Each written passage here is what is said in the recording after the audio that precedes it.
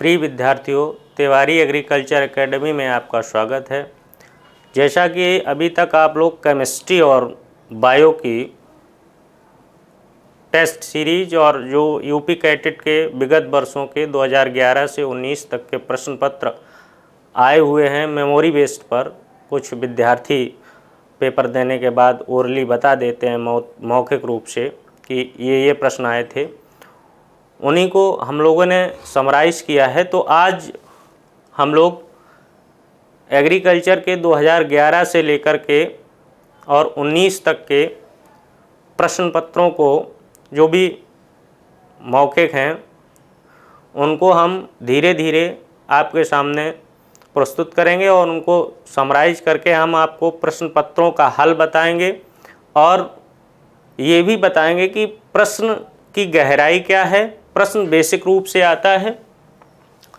तो आइए विद्यार्थियों, हम सबसे पहले 2011 का सरदार वल्लभ भाई पटेल कृषि एवं प्रौद्योगिकी विश्वविद्यालय मेरठ का प्रश्न पत्र सॉल्व करेंगे, जो यूपी कैटेट 2011 के द्वारा कंडक्ट कराया गया था।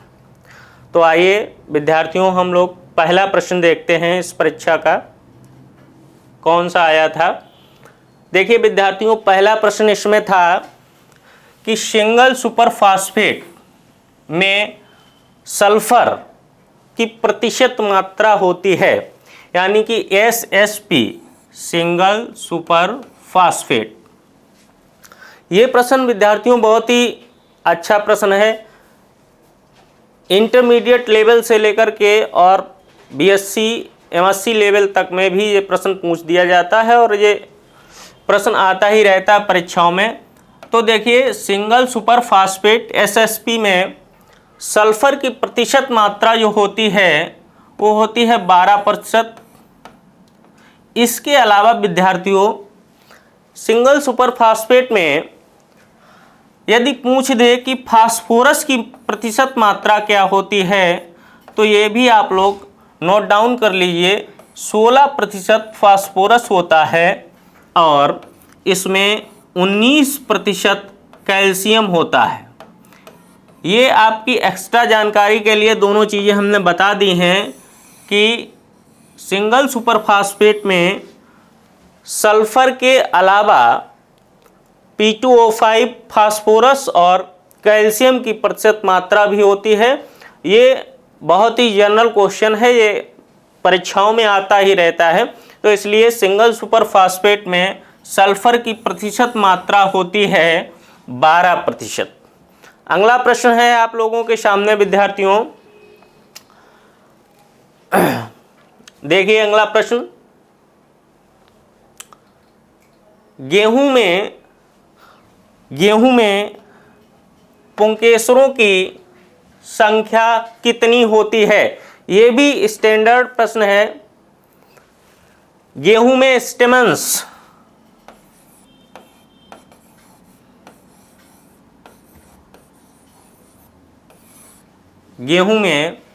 स्टेमन्स होते हैं, पुंकेसरों की संख्या कितनी होती है? तो गेहूं में पुंकेसरों की संख्या होती है 3। यह भी स्टैंडर्ड क्वेश्चन है।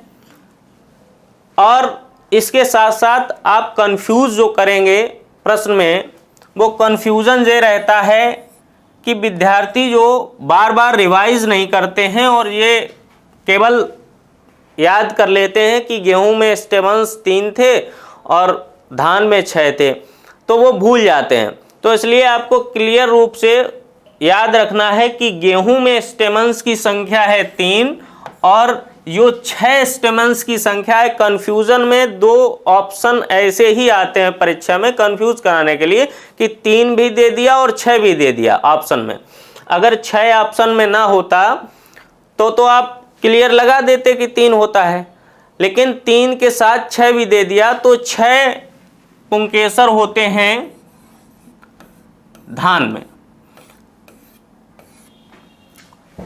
जो 2011 का विद्यार्थियों पेपर था, इसमें हमको 16 प्रश्न मिल पाए हैं। तो अगला जो पेपर 2012 का है उसमें हमको पूरे के पूरे प्रश्न मिल गए हैं, वो भी आपको हम कल दिखाएंगे। तो 6 पुंकेसरों की संख्या होती है धान में और 3 पुंकेसर स्टेमन्स उपलब्ध होते हैं व्हीट में और 6 होते हैं धान में। इसके बाद अगला प्रश्न हम देखते हैं, किस पौधे की पत्ती में रंध्र केवल निचली सतह पर पाए जाते हैं? किस पौधे की पत्ती में रंध्र केवल निचली सतह पर पाए जाते हैं? अब देखिए प्रश्न विद्यार्थियों ये थोड़ा घुमा हुआ है, कंसेप्चुअल प्रश्न है, कंसेप्ट बेसिस पर है, ये रटने वाला प्रश्न नहीं है। जो विद्यार्थी सही से पढ़े हैं, कंसेप्ट को लेकर बॉटनी को पढ़े हैं, वही इस प्रश्न को सॉल्व कर सकते हैं। तो पहली चीज तो इसमें आपने देखा होगा, एक चीज होती है मोनोकॉट, एक बीजपत्री, और एक होता है डाइकॉट, द्विबीजपत्री।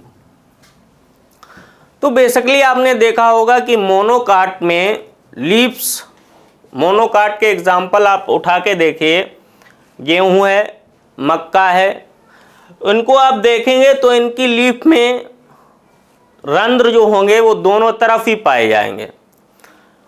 तो आप देख लीजिए मोनोकाट मक्का है, मोनोकाट जई है। प्रश्न हमारा कह रहा है किस पौधे की पत्ती में रंध्र केवल निचली सतह पर ही पाए जाते हैं। अब बात आती है डाइकाट की। तो हमने डाइकाट को भी देखा, तो डाइकाट में हमको जो आंसर मिला है, वैसे एग्जैक्ट आंसर इसमें सूर्यमुखी ही होगा, सूरजमुखी, सनफ्लावर। सनफ्लावर ये डाइकाट प्लांट है और इसमें ऊपरी पत्ते की लेयर जो होती है उस पर हेयर्स होते हैं और निचली सतह पर रंध्र होते हैं, जिसकी वजह से इस प्रश्न में एग्जैक्ट ऑप्शन जो है वो सूर्यमुखी सनफ्लावर सही होगा। तो प्रश्न थोड़ा घुमा के था, किस पौधे की पत्ती में रंध्र केवल निचली सतह पर पाए जाते हैं। तो आपको अगर कंसेप्ट पता है डाइकाट और मोनोकाट का तो आप इसको एनालाइज कर सकते हैं और एनालाइज करने के बाद आप आंसर को क्लियर कर सकते हैं। इसी कड़ी में हम अगला प्रश्न देखते हैं, 1 हेक्टेयर सेंटीमीटर पानी का आयतन होता है। तो ये तो एग्रीकल्चरल इंजीनियरिंग का सामान्य सा विद्यार्थियों प्रश्न है, इसमें कोई आपको परेशान होने की आवश्यकता ही नहीं है। ज़्यादातर विद्यार्थी इस प्रश्न को साधारण तौर से कर लेते हैं। तो 1 हेक्टेयर सेंटीमीटर पानी का आयतन होता है, 1 हेक्टेयर सेंटीमीटर पानी का आयतन होता है 1 लाख लीटर। यानी कि अगर हम 1 हेक्टेयर खेत में सिंचाई करते हैं 1 सेंटीमीटर ऊंचाई पर, तो हमें 1 लाख लीटर पानी खर्च करना पड़ेगा। और साधारणतया हम 1 हेक्टेयर में जो साधारण फसलों की सिंचाई करते हैं उसमें हम 4 से 5 सेंटीमीटर पानी रखते हैं, 4 to 5 सेंटीमीटर। तो आप अंदाज लगा सकते हैं, सॉल्व कर सकते हैं कि जब 1 हेक्टेयर सेंटीमीटर में 1 सेंटीमीटर हम पानी भरेंगे तो हमें पानी की आवश्यकता होगी 1 लाख लीटर। तो इसी तरीके से अगर हम साधारण फसल में सिंचाई 4 से 5 सेंटीमीटर करते हैं तो हमें 4 से 5 लाख लीटर पानी की आवश्यकता होगी। तो हम पानी को कैलकुलेट कर सकते हैं खेत में घुसे बगैर, बाहर से ही, बिना कोई इरिगेशन इक्विपमेंट के, कि पहले कैलकुलेशन कर सकते हैं कि इतना हमारा फील्ड है तो कितने वाटर की आवश्यकता होगी। चलिए अगला प्रश्न इस सीरीज का हम देखते हैं।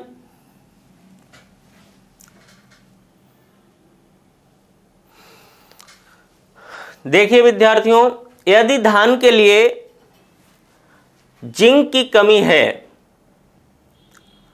तो प्रति हेक्टेयर कितना जिंक सल्फेट प्रयोग करेंगे? बहुत ही ऑथेंटिक क्वेश्चन है, ये भी परीक्षाओं में काफ़ी आता रहता है। देखिए प्रश्न पत्र का जो लेवल है हम देख रहे हैं वो बहुत साधारण भी नहीं है और बहुत ज़्यादा कठिन भी नहीं है लेवल। इसका लेवल मीडियम लेवल है पेपर का, बिल्कुल अच्छा सा, जिसने ठीक तैयारी की होगी, बढ़िया से थोड़ा भी पढ़े होंगे तो वो इसको एनालिटिकली भी थोड़ा है, हल्का सा, बिल्कुल रटने वाला पेपर नहीं था ये। 2011 का जो सरदार वल्लभ भाई पटेल यूनिवर्सिटी ने बनाया था।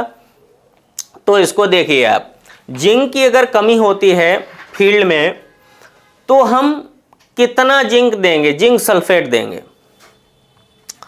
तो यदि फील्ड में जिंक की कमी होती है तो हम जिंक सल्फेट को 25 kg प्रति हेक्टेयर देते हैं। यदि इस जिंक का हमें फोलियर एप्लीकेशन करना हो, इस जिंक सल्फेट का अगर हमें फोलियर एप्लीकेशन करना हो, छिड़काव के माध्यम से देना हो, तो हम 5 kg जिंक सल्फेट का सॉल्यूशन बना लेंगे। यदि हमको ये जिंक सल्फेट फोलियर रूप में देनी है, यानी कि छिड़काव के रूप में देनी है। कैसे देनी है? छिड़काव के रूप में देनी है। यदि हमें विद्यार्थियों ये जिंक छिड़काव के माध्यम से देनी है तो हम 5 kg जिंक सल्फेट का सॉल्यूशन बनाकर छिड़क देंगे। और यदि हमें जिंक, एक तो ये मात्रा हो गई कि 1 साल में ही अगर हमें जिंक सल्फेट देनी है और जिंक की डिफिशियंसी जिन क्षेत्रों में है तो 1 साल के लिए तो हम 25 kg प्रति हेक्टेयर के हिसाब से जिंक सल्फेट देते हैं।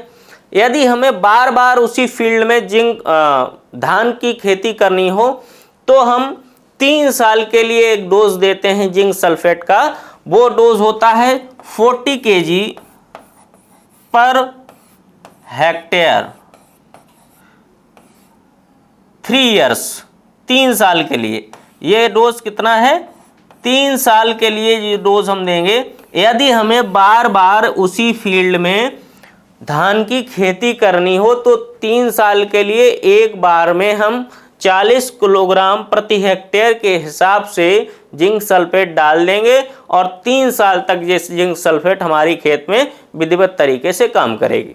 और अगर एक बार ही धान की खेती कर रहे हैं और हमें जिंक सल्फेट की डिफिशियंसी नज़र आ रही है, जिंक की डिफिशियंसी नज़र आ रही है, तो हम जिंक सल्फेट का 25 किलोग्राम प्रति हेक्टेयर के हिसाब से छिड़काव कर देंगे। और अगर हमें फोलियर एप्लीकेशन करना है इसका, यानी कि छिड़काव करना है यदि खाद का जिंक सल्फेट का, ये सबसे अच्छा मेथड विधि है देने की। अगर छिड़काव कर सकें तो सबसे अच्छा है। तो हम क्या करेंगे, 5 किलोग्राम जिंक सल्फेट का सॉल्यूशन बनाकर इसे छिड़काव कर देंगे। अब इस कड़ी में हम अगला प्रश्न देखते हैं विद्यार्थियों। एक विशेष सूचना है सभी विद्यार्थियों के लिए कि तिवारी एग्रीकल्चर एकेडमी में जो ऑनलाइन टेस्ट सीरीज की व्यवस्था थी, उस व्यवस्था में थोड़ा सा परिवर्तन किया गया है कि जो भी विद्यार्थी चाहे पीसीबी ग्रुप के हों, पीसीएम के हों या एग्रीकल्चर ग्रुप के हों, सभी के को यूपी कैटेट, आईसीआर और बीएचयू में बीएचयू के लिए टेस्ट सीरीज उपलब्ध है। और ये टेस्ट सीरीज जो है वो बाइलिंगुअल होगी, दोनों भाषाओं में होगी। जिसको हिंदी में अटेम्प्ट करनी हो वो हिंदी में कर सकता है और जिसको अंग्रेजी में अटेम्प्ट करनी हो वो अंग्रेजी में अटेम्प्ट कर सकता है। और इस टेस्ट सीरीज के बाद आपको, जब ये आप कर लेंगे टेस्ट सीरीज, उसके बाद में इसका सॉल्यूशन आपको भेज दिया जाएगा, जिससे आप इसका एवेल्यूएशन भी अपने हिसाब से कर सकते हैं कि हमारा कितना % मार्क्स आया है। और अभी तक ये टेस्ट सीरीज जो थी वो 499 रुपये की थी। अब इस टेस्ट सीरीज का प्राइस घटा करके 299 रुपये आज से कर दिया गया है और केवल 31 जुलाई को रात 12 बजे तक ही ये प्रावधान है कि आपको अगर 31 जुलाई को रात 12 बजे तक यदि आप ये टेस्ट सीरीज ज्वाइन करते हैं तो आपको 299 रुपये में ये टेस्ट सीरीज मिल जाएगी। अन्यथा पहले तो ये टेस्ट सीरीज अभी तक आज से पहले 499 रुपये में थी। तो विद्यार्थियों की विद्यार्थियों ने काफ़ी मांग की कि ये टेस्ट सीरीज़ ज़्यादा विद्यार्थियों को चाहिए थी ग्रामीण क्षेत्रों में और उपलब्धता नहीं हो पा रही थी, तो इसको मद्देनज़र रखते हुए इसका प्राइस कम कर दिया गया है। चलिए, और यदि जो विद्यार्थी इस टेस्ट सीरीज को ज्वाइन करने के इच्छुक हों, वो ये नीचे मोबाइल नंबर दिया गया है, इस मोबाइल नंबर पर व्हाट्सएप कर दें या फ़ोन कर दें तो उनको पूरी जानकारी इससे संबंधित दे दी जाएगी। तो जिसको भी ये टेस्ट सीरीज विद्यार्थी को ज्वाइन करनी हो, इस नंबर से संपर्क कर लें। इस सीरीज में अगला प्रश्न जो हमारा 6वां प्रश्न होगा, वो प्रश्न ये है कि किस फसल में गर्म हवाएं सहन करने की क्षमता सबसे कम होती है। तो हाईली सेंसिटिव क्रॉप कौन सी है? हाईली सेंसिटिव क्रॉप कौन सी है? वार्म विंड्स के लिए, गर्म हवाओं के लिए। तो देखिए विद्यार्थियों, सबसे कम गर्म हवाएं सहने की क्षमता होती है ओकरा में, भिंडी में होती है। भिंडी जो है जायद ऋतु और खरीफ ऋतु में पैदा होती है। तो इसको जो है यदि हम गर्म हवाओं का नियंत्रण नहीं करते हैं तो इसको बहुत ज़्यादा नुकसान होता है। इसीलिए भिंडी है जो ओकरा क्रॉप है, इसको सबसे ज़्यादा हानि होती है गर्म हवाओं से। प्रश्न ये भी एक अच्छे लेवल का है, बिल्कुल रटने वाला प्रश्न नहीं है विद्यार्थियों। अगला प्रश्न हम देखते हैं इसी सीरीज में। देखिए 7वां प्रश्न जो है वो है भूमि कटान, जो सॉइल इरोजन है। देखिए विद्यार्थियों, सॉइल इरोजन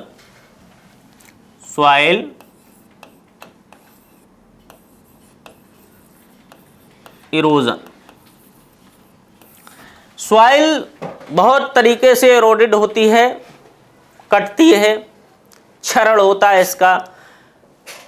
कभी कभी आपने देखा होगा कि मृदा हवा के साथ चली जाती है जिसके पार्टिकल्स हल्के होते हैं, कभी कभी वाटर के साथ कट के चली जाती है, कभी कभी ग्लेशियर्स में भी मृदा का कटाव होता है, हिमाच्छादित एरिया है उनमें भी कटाव होता है। तो भूमि का कटाव, प्रश्न पूछा गया है भूमि का कटाव किस भूमि में अधिक होता है। तो आइए हम देखते हैं, भूमि का कटाव सर्वाधिक होता है बलुअर भूमि में।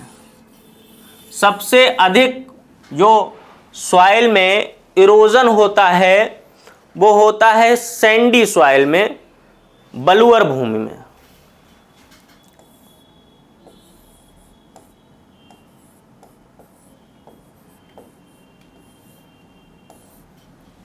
किसमें होता है?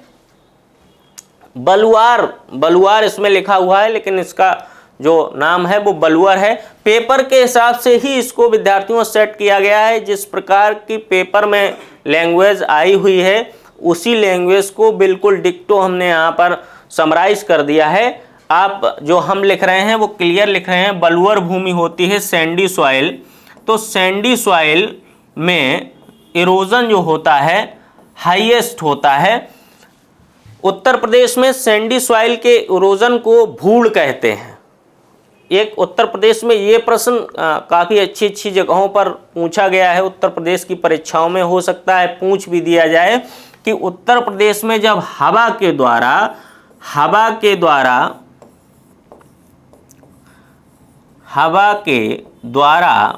बलुअर भूमि उड़ा ली जाती है तो इसका लोकल नेम एक होता है, उसे कहते हैं भूड़। ये भी एक आध बार परीक्षाओं में पूछ दिया गया है। जो उत्तर प्रदेश में लोकल लैंग्वेज में हवा के द्वारा बलुअर भूमि उठाकर एक स्थान से दूसरे स्थान तक करेक्ट कर दी जाती है उसको भूड़ कहते हैं। और इसी भूड़ का इरोजन भी होता है बहुत जगहों पर। तो ये इरोडेड भी की जाती है। पहले तो ये हवा के द्वारा इरोडेड हुई, फिर ये पानी के द्वारा भी कहीं कहीं पर इरोडेड हो जाती है, जैसे कि चंबल में आप देख रहे हैं, चंबल बेरी में बहुत बड़ा इरोजन का एक क्षेत्र देखने को आपको मिलेगा। और ग्लेशियर्स में भी बहुत ज़्यादा सॉइल का इरोजन होता रहता है, लेकिन इस प्रश्न के अनुसार भूमि कटान किस भूमि में अधिक होता है, तो हम उत्तर लिखेंगे बलुअर भूमि में। चलिए विद्यार्थियों, इस सीरीज में अगला प्रश्न जो हमारा है 8वां प्रश्न, सनई की हरी खाद की फसल को भूमि में पलटने का उचित समय है। देखिए, बात हो रही है क्रोटोलेरिया जेनेसिया की, सनहेम्प की।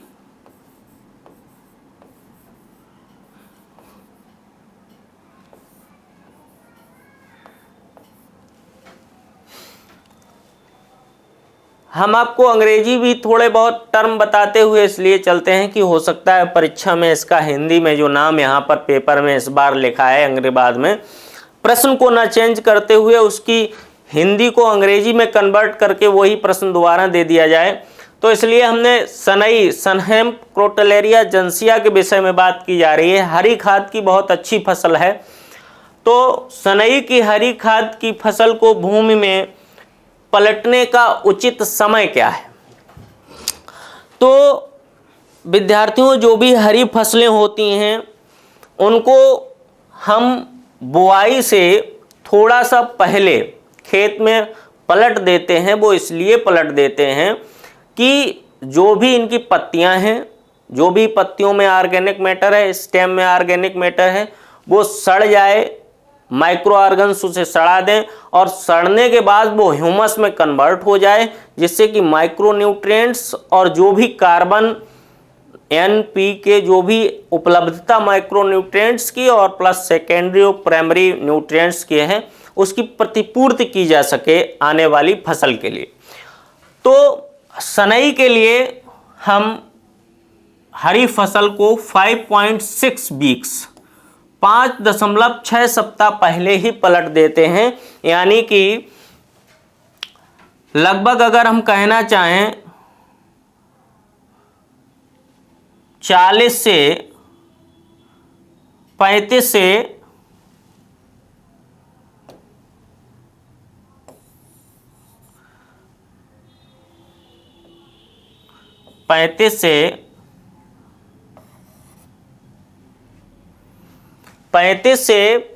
45 दिन तक, लगभग अगर हम कहना चाहें 35 टू 45 डेज,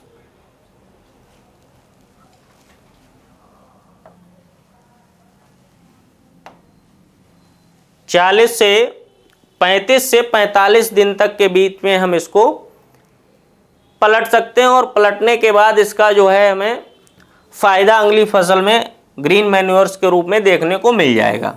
35 टू 45 डेज, तो इतने दिन पहले इसको हम पलट देंगे। लगभग अगर कहना चाहें हम, अगर देसी भाषा में ये भी कह दें कि 1.5 महीना पहले सनई को हम खेत में पलट दें तो सबसे अच्छे रिजल्ट हमें देखने को मिलेंगे। तो 1.5 महीना भी आप मान लीजिए 45 दिन आराम से सनई को पलटा जा सकता है इससे पहले, और इसके रिजल्ट्स जो हमें प्रोसीडिंग क्रॉप्स, अगली क्रॉप्स जो आएगी उसमें देखने को मिल जाएंगे। इसी सीरीज में 2011 की सीरीज में अगला प्रश्न जो था हमारा वो ये था कि मिर्च में चरपराहट का कारण होता है। तो विद्यार्थियों, ये हार्टिकल्चर का प्रश्न है, मिर्च में चरपराहट का कारण होता है। तो मिर्च में चरपराहट जो होती है वो कैप्साइसिन की वजह से होती है। कैप्साइसिन की वजह से मिर्च अत्यधिक चरपरी हो जाती है, चरपराहट हो जाती है, तीखापन आ जाता है उसमें।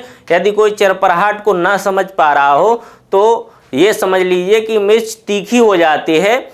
और सबसे ज़्यादा तीखी मिर्च जो है वो असम में, भारत में पाई जाती है। एक वाइल्ड वैरायटी है इंडिया में, असम में, उसका नाम है, आप अगर जिसको भी नोट करना हो नोट कर लीजिए, भूत झुलकिया। इस प्रजाति का नाम है भूत झोलकिया। ये वाइल्ड रूप में असम में पाई जाती है और ये विश्व की सबसे ज़्यादा तीखी मिर्च है। इससे ज़्यादा कोई विश्व में तीखी मिर्च नहीं होती है। कैप्साइसिन % इसमें सर्वाधिक होता है। तो चलिए विद्यार्थियों, इसके बाद इसी सीरीज में हम 10वां प्रश्न देखते हैं। 10वां प्रश्न इस सीरीज का है कि 46 to 48%, 46 से 48% फास्फोरिक एसिड, थोड़ा मिसप्रिंट है पेपर के हिसाब से, फास्फोरिक एसिड किस उर्वरक में पाया जाता है? तो देखिए आपके 4 ऑप्शन दिए गए हैं। Single super phosphate, super phosphate single. वैसे इसको जो सीरियल है इसको परीक्षा में कन्वर्ट कर दिया गया हो सकता है पेपर में, जो सिंगल सुपर फास्फेट सिंगल पहले आएगा। ये यहाँ पर रहेगा सिंगल सुपर फास्फेट, फिर आएगा डबल सुपर फास्फेट, फिर आएगा ट्रिपल सुपर फास्फेट। तो पेपर में हमने आपको पहले से ही बता दिया है, मिसप्रिंटिंग्स रहती हैं, किसी को आगे लिख देते हैं, किसी को पीछे लिख देते हैं, कहीं थोड़ा बहुत मिसप्रिंट रहता है। तो उसके हिसाब से आपने पढ़ा होगा इंटरमीडिएट में कि सुपर फास्फेट सिंगल या single super phosphate, double super phosphate और ट्रिपल सुपर फास्फेट। तो 40 से 48% फास्फोरिक एसिड जो पाया जाता है वो पाया जाता है हमारा सुपर फास्फेट ट्रिपल या ट्रिपल सुपर फास्फेट, जिसे TSP कहते हैं, triple super phosphate. Triple super phosphate में फास्फोरिक एसिड की प्रतिशत मात्रा 46 से 48% तक पाई जाती है। तो अगला प्रश्न देखते हैं हम।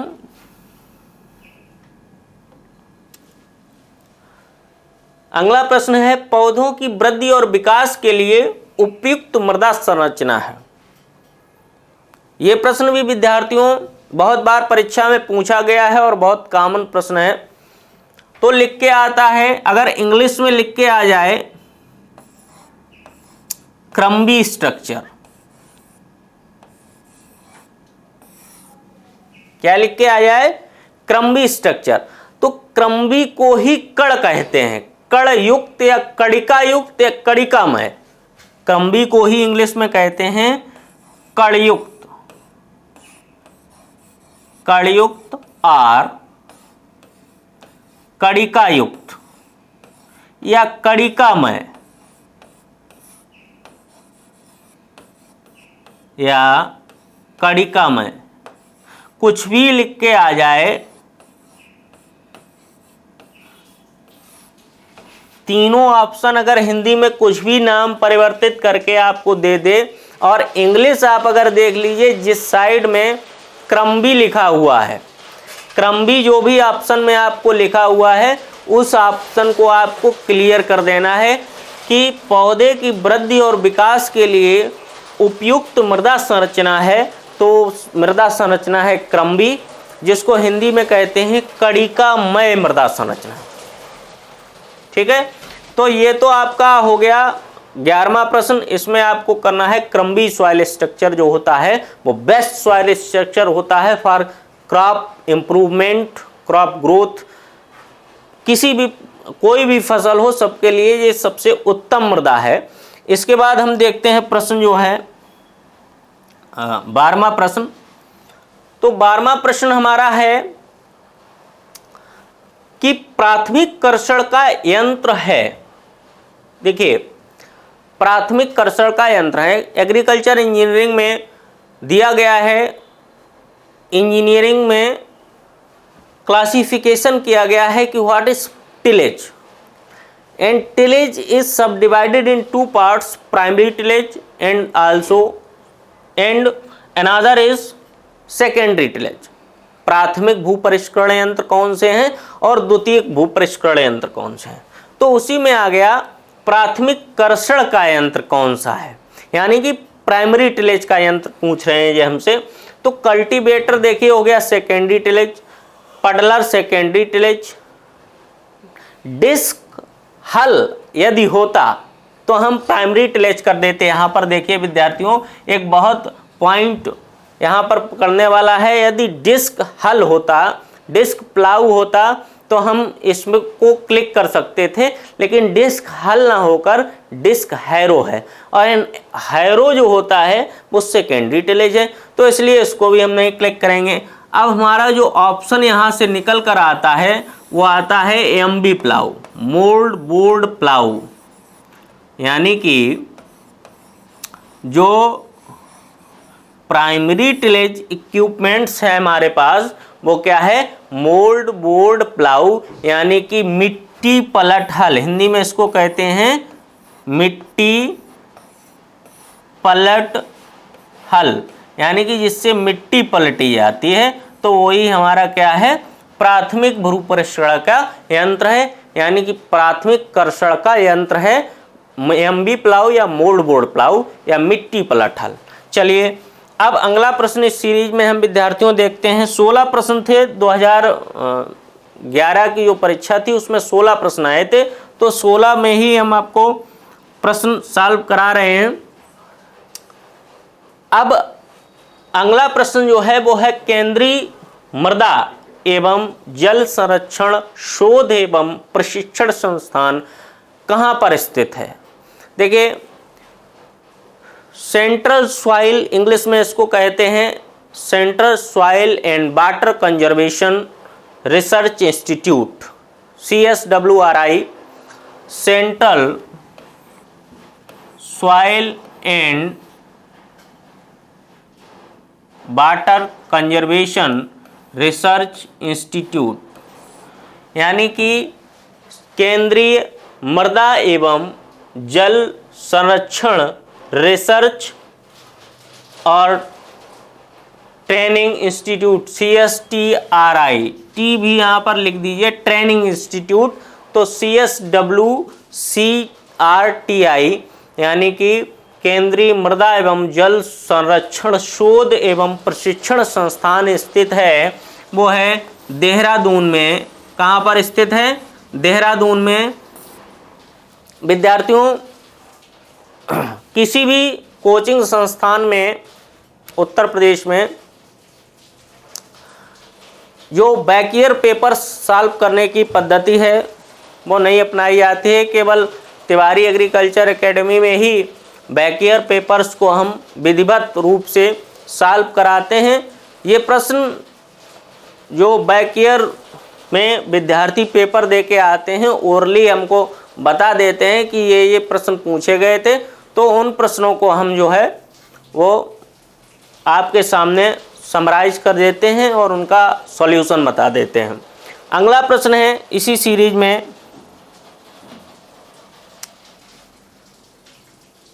चौदह नंबर प्रश्न है कि गंटर चेन, प्रश्न है गंटर चेन की लंबाई कितनी होती है। देखिए यहाँ पर गुंटर लिखा हुआ है, थोड़ा मिसप्रिंट है पेपर में ऐसा ही आया था गुंटर चेन, लेकिन गंटर चेन है। आप अगर सही लिखना चाहें तो लिख सकते हैं गंटर चेन। गंटर चेन की लंबाई होती है 66 फीट। गंटर चेन की लंबाई होती है 66 फीट। और यदि पूछ दे कि इंजीनियरिंग चेन की लंबाई होती है, तो जो इस समय यूज़ हो रही है मॉडर्न टाइम में, इंजीनियरिंग चेन की लंबाई होती है 100 फीट। चकबंदी के जो लेखपाल होते हैं वो इस समय इंजीनियरिंग चेन का उपयोग करते हैं ज़मीन की नपाई के लिए, भूमि मापन के लिए। तो इंजीनियरिंग चेन की लंबाई होती है 100 फीट और गंटर चेन की लंबाई होती है 66 फीट। इसी सीरीज में अगला प्रश्न जो 15वां प्रश्न है वो हम देखते हैं।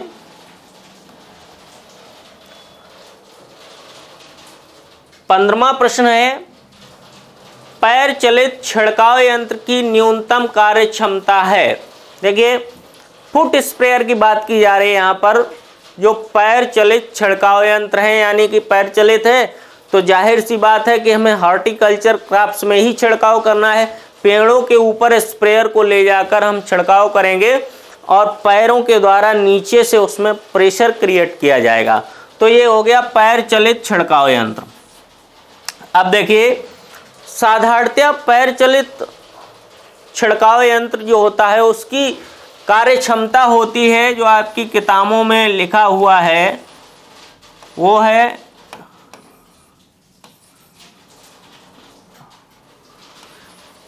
0.8 से 1.2 हेक्टेयर पर प्रतिदिन। क्या होता है? 0.8 से 1.2 हेक्टेयर प्रतिदिन। अब यहां आपसे पूछा गया है कि कितना हेक्टेयर प्रति घंटा। तो एक दिन का जो टाइम मेंशन किया जाता है वो मेंशन किया जाता है 8 घंटे का। तो अगर हमें 8 घंटे में निकालना है तो हम हाईएस्ट रेंज इसकी ले लेते हैं 1.2 डिवाइडेड बाई 8। अगर इसका हम भाग करते हैं तो हमारा निकल के आता है आंसर 0.15 हेक्टेयर पर घंटा। तो 1 घंटा में 0.15 हेक्टेयर क्षेत्र में हम पैर चलित छिड़काव यंत्र के द्वारा छिड़काव कर सकते हैं। तो इसमें से हमको मैक्सिमम आंसर लेना होगा, यानी कि जो इसकी कार्य क्षमता आएगी पैर चलित छिड़काव यंत्र की वो आएगी 0.20 हेक्टेयर प्रति घंटा। तो ये पैर चलित फुट स्प्रेयर की कार्य क्षमता है विद्यार्थियों। इस प्रकार से हम इसका आंसर निकाल सकते हैं। यदि आपको पता डायरेक्टली ये आपकी किताब में कहीं नहीं लिखा मिलेगा, लेकिन आपको थोड़ा सा दिमाग लगा करके प्रश्न को सॉल्व कर लेना है। आपकी किताब में लिखा है कि 0.8 से 1.2 हेक्टेयर पर डे के हिसाब से इसमें छिड़काव किया जाता है। तो इसके हिसाब से हम अगर इसको सॉल्यूशन बनाएंगे, उसको सॉल्व करेंगे प्रश्न को, तो 1 घंटा में, 1 दिन में 8 घंटा काम होता है। तो जो भी इसकी दी गई है कार्य क्षमता उसमें से 8 का भाग कर देंगे और हमारा आंसर निकल के आ जाएगा। चलिए अगला प्रश्न देखते हैं हम।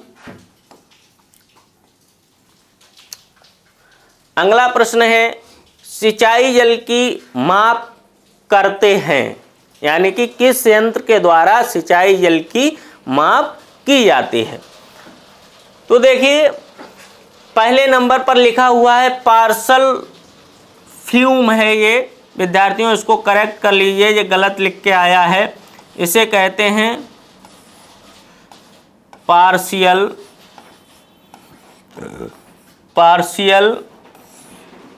फ्लूम। पार्शियल फ्लूम होता है, इसके द्वारा ही हम सिंचाई जल की माप को नापते हैं। किसके द्वारा नापते हैं? पार्शियल फ्लूम के द्वारा।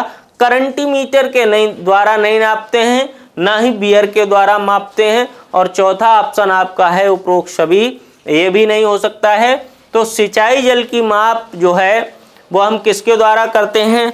पार्शियल फ्लूम के द्वारा करते हैं। तो विद्यार्थियों, ये प्रश्न हमें 2011 में 11 की जो यूपी कैडेट की परीक्षा हुई थी उसके उपरांत जो भी प्रश्न विद्यार्थियों ने दिए थे उनको हमने मेंशन किया था, लिखा था। तो आज पहले क्लास में, एग्रीकल्चर की पहले क्लास में हमने इन सभी प्रश्नों को आपको डिस्कस किया है। इसके बाद नेक्स्ट डे यानी कि कल हम आपको 2012 जो परीक्षा कंडक्ट कराई थी NDU-AT फैजाबाद में, फैजाबाद के द्वारा कंडक्ट कराई थी, उसके प्रश्न कल हम आपको बताएंगे। धन्यवाद।